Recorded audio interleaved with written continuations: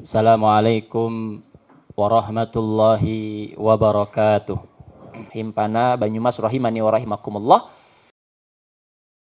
Haji itu ibadah wajib.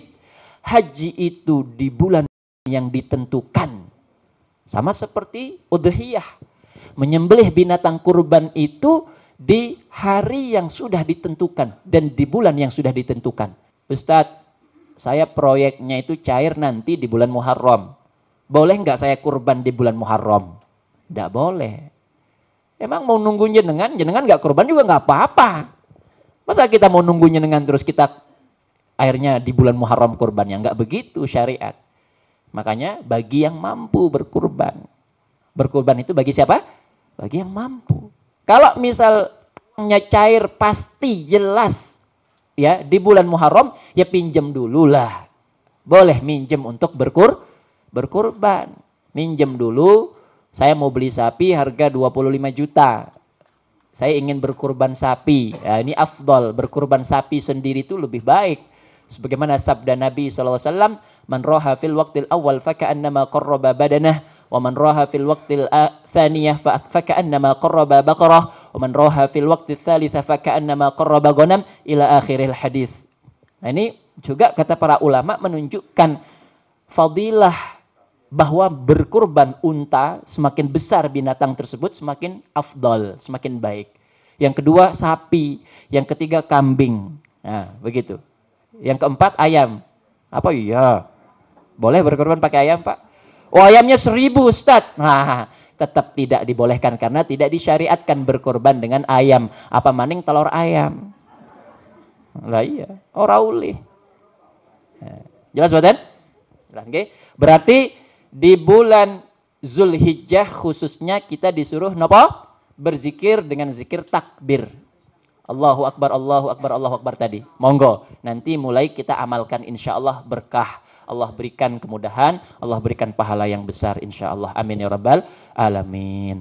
Yang kedua, di bulan Zulhijjah itu onten puasa khusus yang disebutkan hadisnya oleh Nabi Shallallahu Alaihi Wasallam.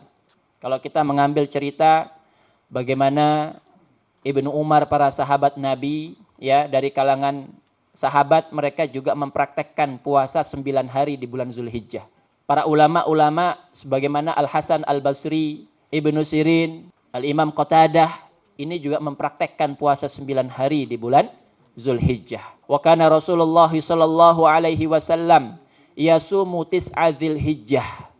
Adapun Nabi SAW mempunyai kebiasaan, yakni beliau berpuasa 9 hari di bulan Zulhijjah dari tanggal 1 sampai tanggal 9. Nah di dalam 9 hari ada rangkaiannya. Hari ke-8 disebut Yaumut Tarwiyah, puasa Tarwiyah itu. Saumut Tarwiyah. Di hari yang ke-9 di mana orang-orang di Mekah sana sedang wukuf di Arafah. Nah, kita di sini berpuasa disebut dengan puasa Yaumul Arafah. Jadi di hari ke-8 puasa Tarwiyah, di hari ke-9 puasa Arafah. Ngeten? Jadi kalau jenengan puasa 9 hari, dalilnya umum. Saya puasa Arafah, ya masuk dia dalilnya dalam 9 hari puasa tadi, dalil umum. Tapi ada juga dalil khusus tentang puasa Arafah. Kata Nabi SAW, siyamu yaumi Arafah ahtasibu ala Allah ayyukaffirah as-sanah, yakni as-sanata allati qablah wa as-sanata allati ba'dah. Bahwa aku berpuasa di bulan Zulhijjah, yakni di hari Arafah, tepatnya di tanggal 9, ahtasibu ala Allah. Aku berharap kepada Allah ayyukaffirah, agar supaya Allah mengampuni dosaku. Dosa kapan? Dalam riwayat yang berbeda Nabi mengatakan yukaffirus sanatal madiyah wal baqiyah.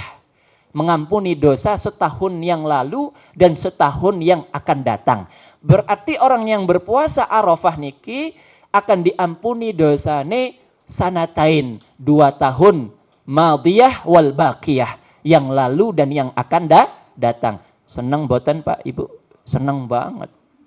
Bayangkan, jenengan puasa sehari di hari Arafah, diampuni dosanya 700 hari. Pinten? 700 hari. Setahun niku 360 hari sekian. Dikali 2, sekitar 700 harian. Allah mengampuni dosa-dosa orang yang berpuasa sehari di hari Arafah. Sanggup berpuasa Arafah Bapak Ibu? Insya Allah. Apa maning jenengan bisa puasa tanggal 1, 2, 3, 4 Zulhijjah sampai tanggal 9. Masya Allah. Ini merupakan suatu fadilah, keutamaan bagi kita. Merupakan suatu kelebihan. Karena tidak semua orang mampu puasa, Pak. Iya, serius. Enggak semua orang mampu puasa. Ada orang yang memang dia diberikan kelebihan beribadah di bidang sedekah. Kerjaannya sedekah terus. Duitnya orang tek-tek, Pak. Turah-turah. Sedekah terus. Ada. Tapi kalau disuruh sholat tahajud, berat. Apa mending puasa? Aduh, aku kalau selain puasa Ramadan, suruh puasa sunnah kayak angel. Tapi nek disuruh sedekah, wah memang jagonya. Allah memang memberikan dia dari pintu sedekah kebaikan-kebaikan tersebut. Ada orang yang seperti itu. Bukan berarti terus dia tidak mampu. Ya monggo, ditarbiyah dirinya sendiri agar supaya mampu untuk berpuasa. Ada kesempatan, ada kekuatan yang Allah berikan kalau kita bermujahadah. Lanahdiyannahum subulana. Kata Allah, kalau orang yang bermujahadah, bersungguh-sungguh di dalam beribadah, berjihad, maka Allah akan memberikan taufik dan hidayahnya. Insya Allah akan ditunjukkan jalan Allah Subhanahu wa Ta'ala kepada orang tersebut. Insya Allah. Ada orang yang juga diberikan jalan ibadah itu mudah untuk sholat. Sedikit-sedikit sholat sunnah. Tidak pernah dia bosan. Tapi kalau disuruh sedekah, wangel. Karena apa? Mungkin terbatas ekonominya. Jadi sunnah ini banyak sekali, Pak. Nggak semua bisa kita lakukan secara maksimal. Nah makanya di dalam bulan-bulan haram ini, mari ya, karena ini kan setahun sekali, Pak. Mungkin kita nggak bisa Senin Kamis, nggak bisa Ayyamul Bid setiap bulan, nggak bisa Daud, apa maning Daud. Berat sekali, selang sehari. Ya, saya punya jamaah narapidana karena saya pengisi di lapas, ya. Dari baru berdiri itu lapas saya sudah ngisi di situ, Pak. Bahkan kami juga sering ngisi di rutan itu, rutan Banyumas, ya, ataupun di lapas narkotika bukan Nusa Kambangan, alun-alun Purwokerto, itu lapas khusus narkotika. Ada seorang napi mengatakan begini, saya mengisi tentang siyamut tatawwu, puasa sunnah, fikih lah ya, ngisi tentang fikih bab siyamut tatawwu, puasa sunnah. Saya menjelaskan tentang puasa selang sehari yang disebut dengan saumu Daud, puasanya Nabi Daud, dan ini dipraktekkan oleh Nabi SAW. Sehari puasa, sehari tidak, sehari puasa, sehari tidak, begitu. Terus ada seorang napi curhat kepada saya, Ustadz, buru-buru puasa Daud, Ustadz, ya, kadang saya puasa wajib saja bolong-bolong, berat bagi saya. Ini puasa. Apalagi saya juga yang namanya Daud selang sehari itu saya praktekkan dalam sholat, Ustadz. Jadi sholatnya sholat Daud. Ya, sehari sholat, sehari tidak, sehari sholat, sehari tidak. Ya karena dia baru tobat dia. Nah ini cerita saja. Ada orang yang memang sehari sholat, sehari tidak. Apalagi ada orang kalau lagi punya masalah baru dia mau sholat. Kalau lagi tenang-tenang saja, tidak punya masalah, ya nggak mau sholat. Jadi datang kepada Allah tuh kalau lagi punya masalah. Kalau lagi seneng, ya duitnya akeh gitu ya, masalahnya ora ono, ya wis, tidak mau mendekatkan diri kepada Allah. Padahal kan dalam keadaan susah, senang, ya harus dekat kepada Allah. Nih, ternyata ada orang yang sholat Daud katanya. Sholat sehari tidak, ya sehari sholat. Waliyazubillah, ini ngarang-ngarang saja, ini cerita saja biar jenengan nggak ngantuk gitu ya. Nah iya, nah ini, jadi siyamut tatawwu, mungkin kita tidak bisa sholat puasa sunnah sebagaimana puasanya Nabi Daud yang selang sehari. Minimal, Bu, jangan cuman ibadah tahunan, yakni puasa bulan Ramadan. Tapi kita punya sunnah yang memang kita hidupkan, yang memang pada kondisi-kondisi yang ditentukan oleh Allah Subhanahu wa Ta'ala. Misal, Yaumu Asyura di bulan Muharram. Yaumut Tasu'a di bulan Muharram. Yaumut Tarwiyah wa yaumu Arafah. Hari Tarwiyah dan hari Arafah kita berpuasa. Minimal kalau jenengan nggak bisa 9 hari di bulan Zulhijjah berturut-turut, ya sudah, nawar deh Ustadz. Tanggal 1 puasa, tanggal 2 libur. Nanti tanggal 3 puasa maneng. Itu. Selang sehari, enggak apa-apa. Ya namanya juga kita belajar. Ustadz, selang sehari saya nggak bisa. Ya wis, selang 2 hari. Nah, selang 2 hari. Nggak bisa juga selang 2 hari, selang 3 hari. Nggak bisa selang 3 hari, minimal Tarwiyah dan Arafah. 2 hari itu. Nggak bisa Tarwiyah, berarti Arafahnya saja. Nggak bisa Arafah, ya keterlaluan banget lah jenengan. Setahun sekali kok. Walaupun ini sunnah kan, fadilahnya luar biasa. Ya kita tetap berpendirian teguh dengan definisi sunnah. Tapi juga kita tambahkan kata eman-eman lah. Walaupun sunnah itu dikerjakan dapat pahala, mboten dikerjakan yang mboten nopo-nopo. Artinya tidak mendapatkan apa-apa. Tapi yo eman-eman. Tapi definisi sunnah ya tetap begitu. Cuma saya tambahkan, ya eman-eman sekali kalau kita tidak berjuang, berusaha untuk meraih pahala dan ampunan Allah. 2 tahun Bu, Pak, 700 hari kita diampuni. Hanya dengan sehari berpuasa di hari Arafah. Jelas mboten? Jelas. Ada pertanyaan. Dosa apa yang diampuni oleh puasa tersebut? Maka jawabannya dosa kecil, mboten dosa besar. As-salawatul khams. Salat itu ada 5 waktu di dalam sehari semalam. Dari zuhur sampai zuhur, dari subuh sampai subuh. Gitu. Wal jum'ah ilal jum'ah kata Nabi. Dan Jumat ke Jumat.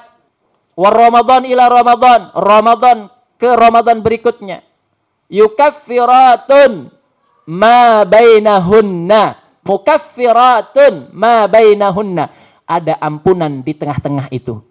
Antara sholat yang satu dengan yang berikutnya ada ampunan Allah. Dari Jumat ke Jumat ada ampunan Allah. Dari Ramadan ke Ramadan ada ampunan. Pertanyaan mudahnya. Ada yang berani menjamin dirinya untuk tidak melakukan kesalahan antara waktu sholat maghrib sampai sholat isya? Tidak ada. Kita tidak tahu kadang dosa yang disengaja, nopo tidak disengaja. Itu baru maghrib sampai isya. Pendek sekali. Apa maning zuhur subuh sampai duhur 7 jam. Apa maning Jum'ah sampai Jumat yang berikutnya. Sepekan. Apa maning Ramadan ke Ramadan berikutnya setahun. Gak ada yang jamin. Ingat, mukaffiratun ma bainahunna. Makanya orang yang sholat menghapuskan dosa-dosanya. Jadi kalau jenengan sholat, Allahu Akbar. Ini baru mulai sholat. Bismillahirrahmanirrahim. Itu berguguran dosa-dosa kita. Dihapus dosa-dosa kecil kita dengan sholat itu. Bapak-bapak Jumat pergi ke masjid Jumatan. Istrinya bilang, Pak, aja telat sholat Jumat. Ayo berangkat. Masya Allah, istrinya dapat pahala, suaminya dapat pahala. Barang siapa yang menjalankan sunnah-sunnah Jumat, dia mandi kaghuslil janabah, seperti mandinya orang yang junub. Wa man raha fil waqtil awal, dan dia berangkat di waktu yang pertama, faka'annama qarraba badanah, maka ibarat sebagaimana dia berkurban 1 ekor unta yang sangat besar. Orang yang berangkat gasik Jumatan seperti pahalanya berkurban 1 ekor unta. Lah jenengan sapi be patungan. Lah ya toh? Lah kita kan sapi aja patungan. Wa man raha fil waqti tsaniyah, dan barang siapa berangkat di waktu yang kedua, faka'annama qarraba baqarah. Kalau berangkat di waktu yang kedua, ibarat dia berkurban 1 ekor sapi yang besar.